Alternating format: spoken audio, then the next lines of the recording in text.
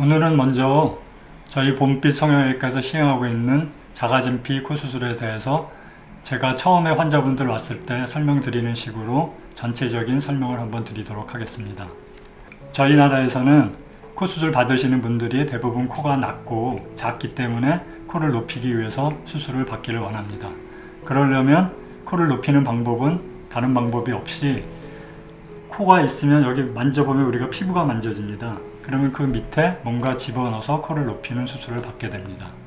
근데 대부분의 병원에서는 실리콘이나 고아텍스 같은 인공 보형물을 넣게 되죠. 우리가 인공 보형물이라는 건 뭐냐 하면 공장에서 화학적인 물질로 만들어서 찍어낸 그런 보형물을 얘기합니다. 지금 이게 보시면은 실리콘이라는 것인데 이렇게 고무처럼 인공적인 물질이죠. 이게 바로 코 피부 밑에 이렇게 들어가면 코가 높아 보이는 그런 원리입니다. 그런데 이런 인공적인 보형물의 문제점은 뭐냐 하면 실리콘 같은 걸 예를 들어서 실리콘을 이렇게 집어넣으면 이게 안에 들어가서 살로 변하지 않겠죠. 평생 실리콘으로 있게 됩니다. 우리 대부분 코 수술 처음 받으시는 분들은 20대 30대 수술을 처음 받는데 요새는 80살이랑 산다 그러죠. 그러니까 수술을 받고 나서 최소한 40년 이상은 살아야 되는데, 자, 우리 이런 물질이 바깥에서 한 10년, 20년 이렇게 그냥 가만히 있다고 생각해 보세요. 여러 가지 변형이 일어날 겁니다. 마찬가지로 더구나 자기 코 피부 안에 이런 실리콘이 들어가 있기 때문에 우리가 60살 이상 살게 되면 최소한 3, 40년 있어야 되는데 그동안에 그 들어가 있는 실리콘에서 여러 가지 문제가 생기게 되죠. 그럼 우리가 그 문제 생기는 거를 부작용이라고 그러고, 부작용이 생기면 그때는 본인이 하기 싫어도 실리콘을 제거하고 재수술을 할 수밖에 없습니다. 그래서 모든 성형수술 중에서 우리 코 수술이 재수술률이 가장 높다고 합니다. 재수술이라는 건 원래 첫 수술이 잘못됐을 때 고치는 걸 재수술이라고 합니다. 그런데 코는 그게 아니고 처음에 실리콘으로 했을 때는 굉장히 잘된 것처럼 보이고 아무 문제가 없어 보입니다. 그러나 세월이 지나면서 실리콘 자체의 문제 때문에 여러 가지 문제가 발생해서 재수술을 하게 되는 겁니다. 그래서 코는 다른 눈 수술이나 이런 거에 비해서 재수술이 많을 수밖에 없습니다. 그러면 실리콘이 들어가 있을 때 세월이 지나면서 어떤 문제가 생기게 되겠습니까? 가장 많은 것이, 자, 우리 코에 이렇게 실리콘이 들어가 있으면 우리 얼굴은 이렇게 있고 코는 여기 이렇게 붙어 있습니다. 그러니까 실리콘을 이렇게 집어넣으면 실리콘도 얼굴에 이렇게 붙어 있는 식이 되겠죠. 우리 절벽에 이렇게 손잡고 매달리고 있으면 시간이 지날수록 그 무게에 의해서 점점 떨어지게 되죠. 코에 들어간 실리콘도 마찬가지입니다. 처음에 여기 들어가 있던 게 가만히 있는 게 아니고 세월이 지나면서 무게에 의해서 점점 내려가게 되겠죠. 그러면 결국은 이 실리콘 끝이 코 피부 밑에 닿게 되고 거기서 끝나는 게 아니고 피부를 뚫고 실리콘이 튀어나오게 됩니다. 아마도 인터넷상에서 여러분들이 그런 사례를 여러 가지 많이 보셨을 겁니다. 그런 경우가 가장 많게 되고, 그 다음에 두 번째로 많은 것이 염증입니다. 염증은 여러분이 잘 알다시피 고름이 나고 막 이러는 건데, 처음에 수술했을 때 염증이 안 생겼다 그래서 염증이 안 생기는 게 아니고 10년, 20년 아무 문제 없이 잘 살다가 코가 조금 이상해서 거울을 봤더니 코가 갑자기 붓고 빨개지고 아프고 그런 현상이 일어나게 됩니다. 그게 바로 염증 현상인데, 염증이라는 건 왜 생기냐 하면 우리 이렇게 실리콘 보면 볼 때는 매끈해 보이죠. 근데 이게 화학적인 물질이기 때문에 전자현미경으로 자세히 보면 눈에 보이지 않는 미세한 구멍들이 있습니다. 그 구멍 안에 균이 남아 있다가 우리가 본인 몸의 컨디션이 좋고 괜찮을 땐 아무 문제가 없어요. 그런데 우리가 살다 보면 본인 몸의 저항력이 떨어지는 경우들이 있습니다.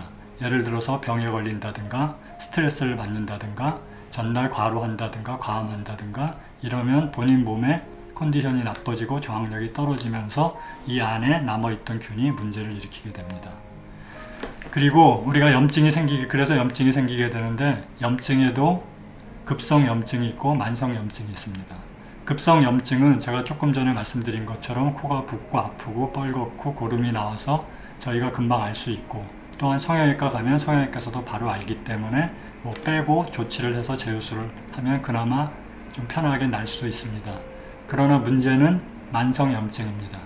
만성 염증은 뭐냐 하면 아마 느껴보신 분들이 있겠지만 어느 날 갑자기 코가 조금 안 좋고 느낌이 안 좋고 붓는 것 같고 아프고 그러다가 조금 시간이 지나서 한 열흘에서 한 달 정도 지나면 또 괜찮아지고, 또 몇 달 괜찮다가 본인 컨디션이 조금 나빠지면 또 그런 일이 반복이 되고, 그래서 그런 일이 반복이 되다 보면 결국은 코가 점점 이렇게 들리는 변형이 오게 됩니다.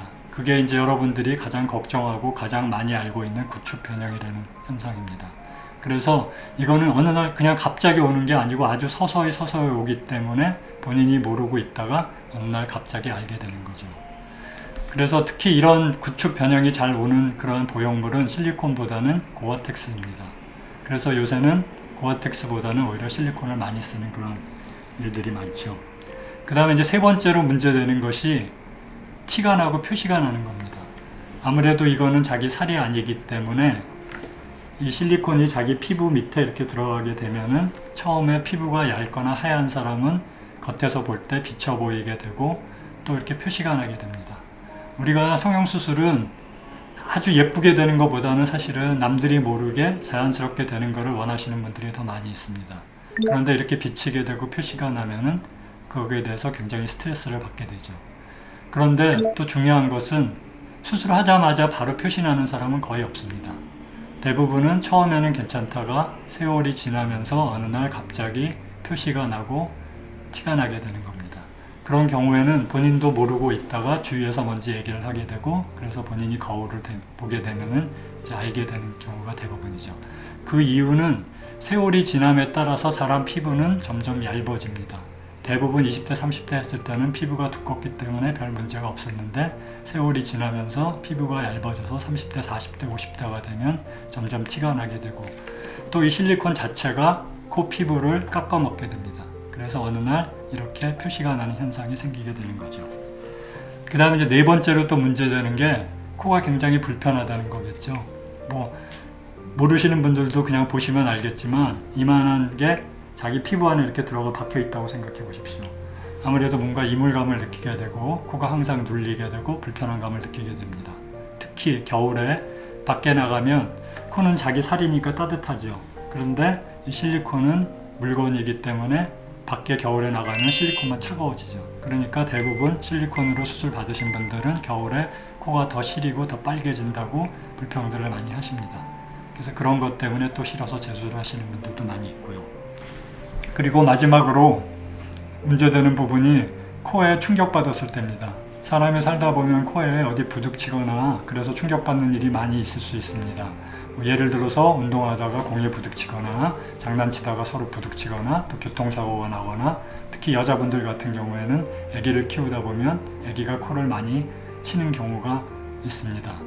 그런 경우에 코에 세게 충격을 받게 되면 이렇게 실리콘이 들어가 있는 상태에서 세게 충격을 받기 때문에 실리콘이 돌아가 버리거나 아니면 이 실리콘이 찢어지거나 또 코에 피가 고이거나 이래서 문제를 일으키는 경우가 많이 있습니다. 그래서 실리콘으로 수술 받으신 분들은 일반인들에 비해서 항상 조심하면서 살 수밖에 없는 그러한 이제 고통이 따르게 되는 것이죠.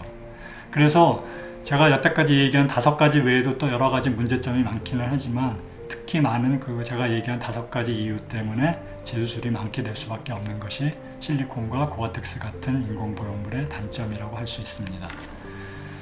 지금 여기 보시면 이게 제가 다 실제로 실리콘이 들어가 있고 고어텍스가 들어가 있던 상태에서 제가 얘기한 그런 5가지 문제들이 생겨서 다 빼주고 자가진피로 재수술을 해준 그런 것들을 모아둔 겁니다. 지금 이거 보면 실리콘 이렇게 다 보이시죠? 그래서 이렇게 실제로 재수술이 엄청나게 많기 때문에 저희 병원에서는 실리콘과 고어텍스를 전혀 쓰지 않고 있습니다. 그거는 재수술뿐 아니고 처음 수술하시는 1차 수술하시는 분들도 고어텍스와 실리콘을 전혀 쓰지 않고 자가진피로만 수술하고 있습니다.